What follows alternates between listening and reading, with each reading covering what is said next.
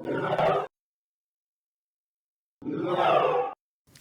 this video, we will have a closer look at this laptop from Lenovo, the Legion 5 Pro.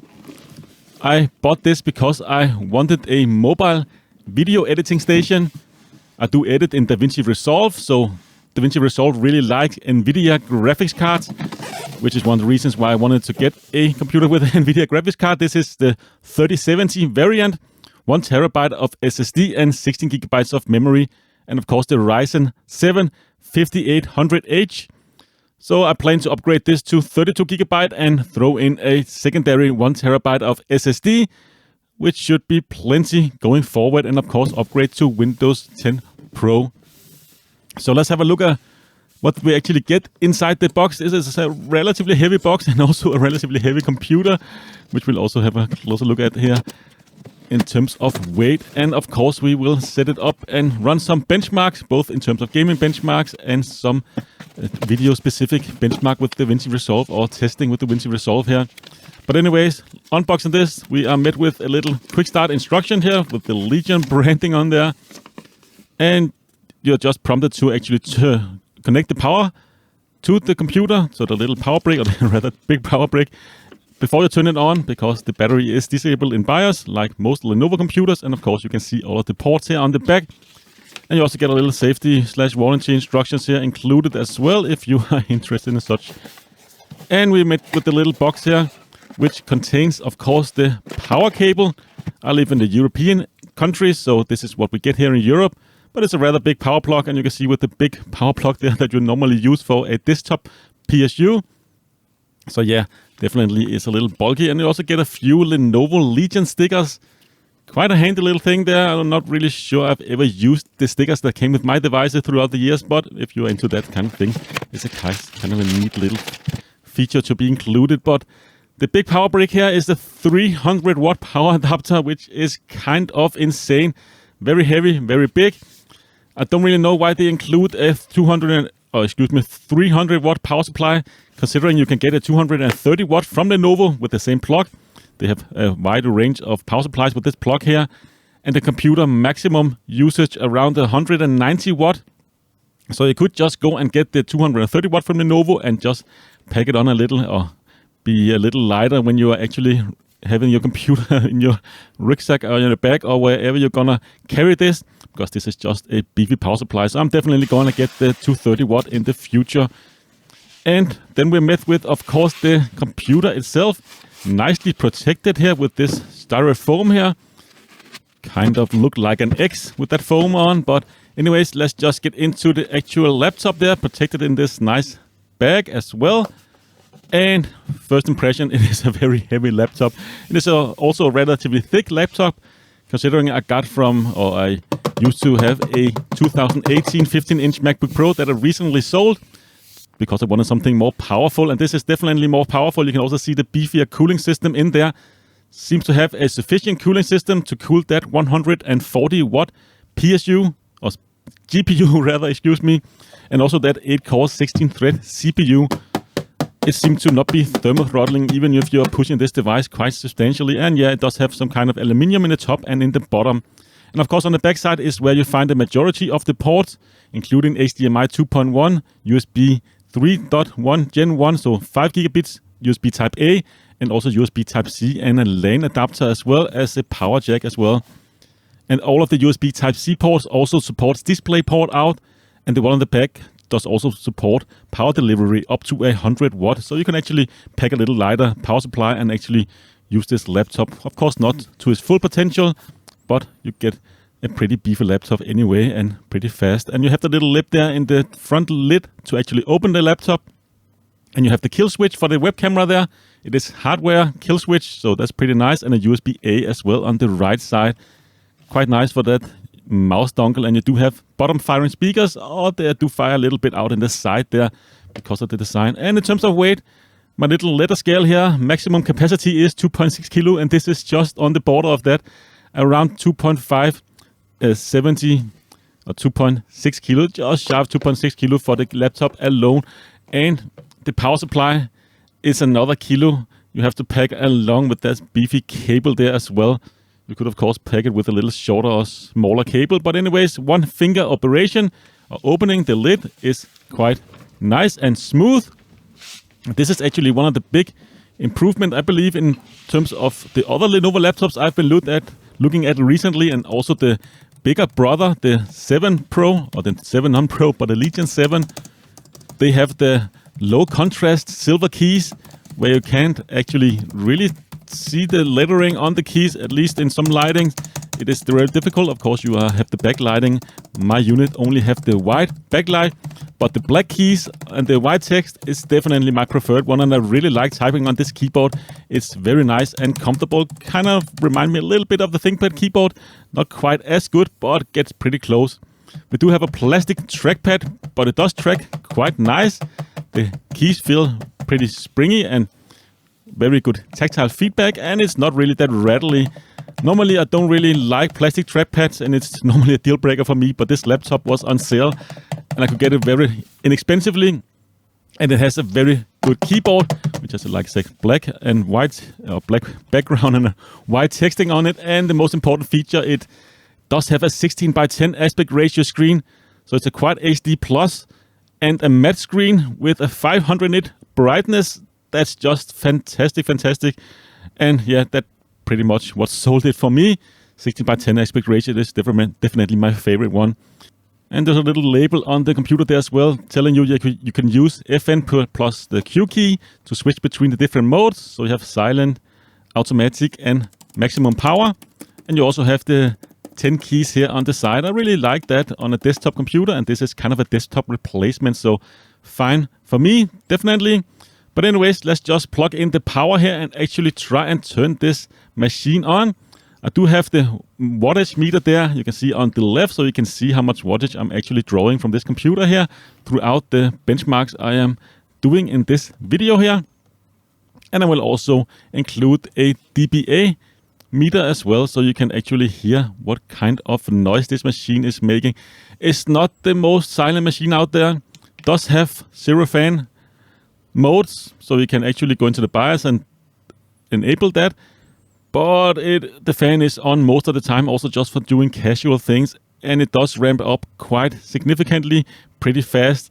So a little louder than I personally would like, at least if this was my main computer, but considering I have a desktop computer at home that I'm of course editing on, I'm not too concerned about it. But if this has to be my main computer and I had to listen to those fans day in and day out, I would probably find another solution. It's not really bad, considering this is a gaming laptop. They can get quite a bit louder and quite a bit worse than this one here, but it is a little louder than I personally like. And coming from the 2018 15-inch MacBook Pro, with those fans constantly being on, because yeah, it was so thin and skinny and couldn't really handle all the heat it was producing with that 40 nanometer CPU, and I had the RTX 480 GPU in there. It was just so loud all the time, especially if I had it connected to an external monitor. I was hoping that this one would be a little more quiet, but it is definitely cooling sufficiently comparing to my MacBook Pro, which got pretty toasty and stayed in the 100 degrees on the CPU pretty much all the time if I was pushing that little computer. But anyways, I've just set up Windows. Pretty easy setup process. Of course, I have set up a few computers recently. You can go check my videos if you want to see the process there. But getting into the computer, always one thing that annoys me is the themes from my other computers is automatically synced to the new one here. So right now I'm looking at the desktop wallpaper from my MSI desktop machine, my gaming rig. So I have to get in there and disable theme synchronization and go back to the Legion desktop here, which is a standard desktop. And there is an X-Rite update for the X-Rite software, because this laptop here does have a pre-calibrated screen. Quite nice actually. Does make this ideal for content creation as well, because it does have a calibrated screen which already have profiles for sRGB and so on. So if you are a content creator for photo and video, this is definitely a machine you should also take a look at, if of course you can handle the extra weight. But the X-Rite Color Assistant is pre-installed on the computer, and that was the first update that just prompted up when I actually got into the computer after setting it up. So let's just take a look at that, and you can see the default profile is the default. The profile right now is the default one. We also have Rec 709 sRGB, and it does set the brightness and everything. So according to what you like, you can just go and set those profiles, and of course set what kind of brightness you will like on those settings. And now we're taken to the next screen from the Lenovo Vantage, which is something they will always nag you about when you have internet and just set up your machine, how you want to use it for private use, and if you want to extend your warranty, and of course if you want to install the Legion store or have a shortcut to the Legion store. Yeah, I just disable all of that. And in terms of actually getting this machine set up, it is fairly easy, and you can see I'm drawing around the 140 watt, 150 watt ish, just setting up this machine. Of course I have a lot of stuff installing in the background, and you can see the noise floor there on the little dBA meter I have in the right corner. It does get a little bit loud. FN lock is disabled as standard, which I don't really like, so I have enabled that. And we do have McAfee Live Save and Web Advisor installed. So a little bit of bloatware there. So you can just go and uninstall those if you don't plan to use them. And you can see there is plenty of Windows updates. Of course, I will update everything. And let's also have a look at the Lenovo Vantage software. You can see the hybrid condition is disabled by default on my unit. So it is running off the GPU exclusively. And there is a BIOS update as well. I definitely recommend installing that BIOS because it will enable NVENC encoder. So if you have some NVENC encoding issues, this is because of the BIOS in your computer. And let's just have a look at the temperature actually here, just installing various software and drivers. And you can see it runs very cool here, at least on the top. But anyways, let's get into some actual benchmark. Start off with the Geekbench 5. And I'm running the latest NVIDIA driver, as you can see here on the screen. And I'm running all of these tests here in the full resolution and with the balanced thermal setting in the Lenovo Vantage software. And of course, you can see how well I've sped up the video there by the number in the front. And you can just have a look at the dBA and the wattage actually used there throughout the benchmark I am running. So like I said, it does get a little loud from time to time, but it's not really that bad compared to other laptops. But anyways, you can see Geekbench 5 here, 1407 single core and 7161 multi-core, which is pretty much in line with other Ryzen 7 5800H I have seen. And let's just run the compute benchmark. So the OpenCL score here, we are getting 121,543, which is quite a good score for a little laptop like this. Quite insane, the amount of power we can pack into a small device like this nowadays. Let's run some 3D Mark here. First off, of course, the TimeSpy benchmark, just a regular benchmark. And also just so you can kind of see what kind of temperature and power we actually are drawing here. And I did have the audio on in the beginning of the test, so I just skipped a little bit ahead here because the audio was kind of messing with the dBA meter, of course. So now you can see the actual fan noise. And of course the power draw, you can see it doesn't really get up to the 200 watt even. It does sometimes get up to 190 watt-ish. So definitely 230 watts power supply is plenty. And you can see the TimeSpy scores here. TimeSpy score, an extreme score, and also the Port Royal score here to the right. And it does score pretty fairly comparing to other Ryzen 7 and 3070 GPUs. In terms of the wedge speed, we do have Wi-Fi 6 on board. I have a Wi-Fi 6 router, so of course I can take full advantage of that speed. And yeah, this is pretty much in line with what you would expect with Wi-Fi 6 modem and a Wi-Fi 6 router to pull up and pull down in terms of speed. And this is quite nice. Disk speed as well does have a Western Digital SN730. I believe that's the OEM version of their SN750. And you can see the read and write speed here, plenty fast, and definitely have nothing to complain about with this drive head. It is a PCI Express Gen 3, because the laptop version of Ryzen 7 doesn't support PCI Express Gen 4. And the temperature running this benchmark only got up to around 48 degrees, which is a very cool SSD. Definitely, I like that quite a bit.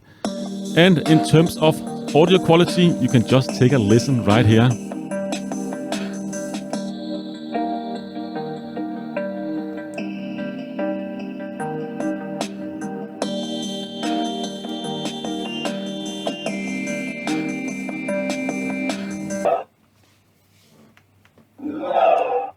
So I have been using the Samsung Galaxy S21 Ultra as my daily driver for the past 2 months. Before this, I had an iPhone 11 Pro Max that I'm actually still owning, but I am selling it because I am definitely switching to this phone here. And if you're curious like me, how will this machine perform with an external monitor connected? Without an external monitor, I'm hovering around the 15 watt-ish of power draw from the GPU. With an external monitor via via HDMI here, I am hovering around the 70-80 watts, so it only really uses a few extra wattage when you have an external monitor. So this is an ultra-wide monitor, 1440p ultra-wide 34-inch monitor. And of course, let's just run the same benchmark and see what kind of score we actually get when we are connected to an external monitor. And yeah, you take a little bit of a hit, but it's not really that much. It is almost within a marginal of error, at least if you're comparing to the Times by screen and Port Royal score here. There's not really that much of a difference. So let's run some Heaven benchmark. You can see my settings here. High. I've set the tensillation to normal, and I've set the anti-aliasing to 8 times. I don't know if I pronounced that rightly, but again, running off the external monitor, and we will also be comparing to the internal monitor to see if there's actually any hit to frames per second. You should see a little bit of a hit because there is a few extra amount of pixels to actually be pushed through that 1440p 34-inch ultra-wide monitor. And let's just have a look at the result here. You can see the internal monitor here on the left. We are hitting around the 90 frames per second. Using a ultra-wide external monitor, we are around 71 frames per second. So you are losing close to 20 frames per second with that little bit higher resolution.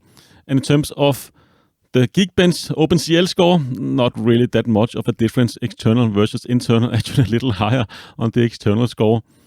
And the CPU temperature running all of these benchmarks got up to around 91 degrees, but it did hover around the 80 degrees normally. So 91 was the peak temperature, and the GPU as well was very cool, up to around 82 degrees, but it did hover around the 75 degrees Celsius most of the benchmark when we're actually pushing both of the CPU and the GPU, which is quite nice. But you saw the DPI rating, it does get quite loud, and the fan does kick in quite substantially. So anyways, let's just run some actual benchmark or actual testing here with DaVinci Resolve. You can see my timeline resolution here, and I am monitoring at full HD, and I'm using 25 frames per second.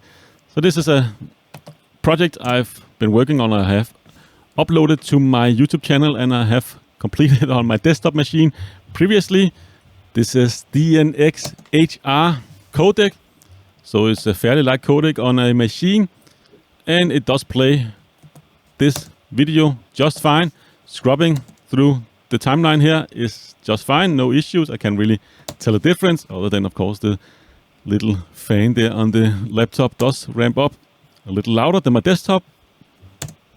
But other than that, it is running smooth and have no issues with the editing process at all. And you can see there it is staying at a stable 25 frames per second, so it's not dropping any frames or anything like that.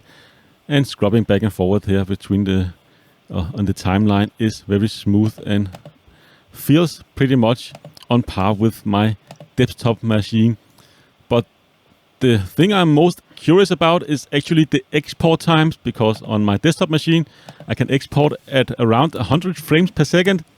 This is a 25 frames per second timeline, so that's close to 4 times the faster speed editing compared to what the actual video is recorded at, or the video time. That's pretty insane. And I'm curious to see how close we can get to that. You can see my settings here. I just use the YouTube preset, and of course I've set my own resolution. and are using, of course, NVIDIA encoder. So let's just add that to the render queue, and let's just start actually rendering here and speed up the process. You can kind of see the frames up there in the corner of the video, or of the screen rather, because I have a little animation, subscribe animation in the beginning.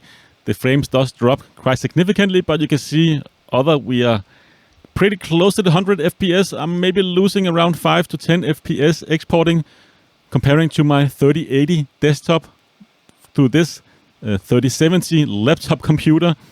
That's kind of insane. I'm getting pretty close to the same export times, and that's really really what I wanted to see with this machine here, that I'm not really losing out that much. Of course, I will lose a few seconds in total, but that's also using quite significantly less wattage, so around half wattage. And you can see here my export time for this almost 23 minutes clip, 6 minutes and 49 seconds using the laptop, and my desktop machine does it in 6 minutes and 8 seconds, so around 41 seconds longer.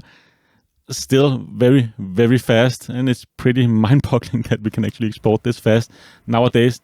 After all this benchmark and video testing here, the temperature didn't really get all that hot.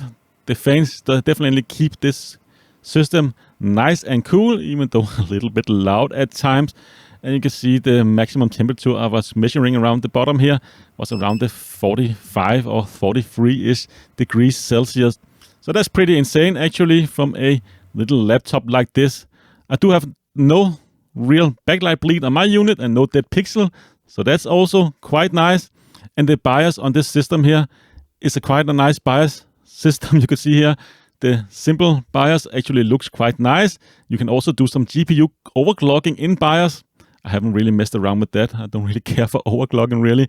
I go for stability every time comparing to overclocking. And of course the BIOS settings here, let's just set the right date and time as well. The BIOS is quite nice, but it doesn't really work all that well with an external mouse. So yeah, I have to resort back to using the inbuilt mouse and the keyboard shortcuts, which definitely works quite nice. But you can disable wireless LAN, enable how many frame buffer you want for the inbuilt GPU. If you want V technology, BIOS flashback, you can select if you want to charge the charge port always on, flip to boot. You can also set different thermal levels or enable or disable thermal levels if you want a passive system whenever it's possible. And yeah, pretty standard BIOS settings there, but it is a fairly nice looking BIOS, I must say. And in terms of the little LED here in the back indicating when you're charging and then you're fully charged, and of course you have the Y logo there, Legion logo on the lid that you can turn off by using the FN and L button. And when you actually turn it off, it will not flash in standby mode. When it's on, it will flash like when you are in standby, it will just flash on and off. If you turn it off in the system, it will just stay off no matter if you are turned on or in standby mode. So this is definitely what I prefer. If you want to use DisplayPort, of course, like I said, you can use the USB Type-C plugs either on the back or on the side and use a DisplayPort adapter like this one here. You do though lose the 10 gigabit USB connector, of course, if you want to adapt this, or else you have to use some kind of a dock. And if you want fast Ethernet, which is definitely something I would like, would have been nice to see 2.5 gigabit LAN built in these days. But you can use these USB adapters and you can get them at USB-A and USB-C. So you can kind of accommodate for that. If you want to use a stand for this computer, I do not recommend this stand. I've used this from my MacBook Pro. This is the Curve stand from this company here. And you can see here, if I actually put it on the stand, it is a little taller for the stand, but that's not really the biggest issue. The biggest issue is actually the arms of the stand. It's actually kind of choking the little fan in the bottom, as we can see in a little bit here. So definitely shop around for the correct size stand. And you can see this one just rests exactly where the fan is. So yeah, this one, no go, sadly. But yeah, I'm not really sure I'm going to use a stand, but I have thought about it, definitely. Anyways, Will it fit inside a 15-inch laptop bag? This is my preferred bag when I'm on the go. This is supposed to withstand up to 15-inch laptops. This is of course a 16-inch, but you can see here it does fit in actually perfect in this bag here. So that's quite nice. So should fit in a 15-inch laptop bag, or a bag that is set to be fitting a 15-inch laptop. And let's also try my Low Pro bag here for my camera equipment if I wanted a laptop and my camera gear with me. This is of course the bag I will be using, and I believe it's also rated as being able to carry a 15-inch laptop, and you can see here it fits in there pretty nicely. So definitely should fit in any 15-inch laptop bag or rucksack or whatever kind of device you have. But just make sure by measuring the internal dimension of your bag before you're buying this laptop. So yeah, overall I really like this laptop. It feels very nice, sturdy build, and I got it very inexpensively, at least in my country. It was on sale, it was in stock, and this day and age I cannot really be picky, so I just picked it up so I could do some editing on the go and don't have to be at home to do so. So I really like it. Wish it had a fingerprint sensor or a Windows Hello camera. That's really my only gripe with it. Otherwise, I think it's a nice machine if you can live with a little bit of fan noise. So definitely check it out. I will link it down in the description below if you are interested. But that's pretty much it for this video. I hope to see you again in a future one. Until then, take care.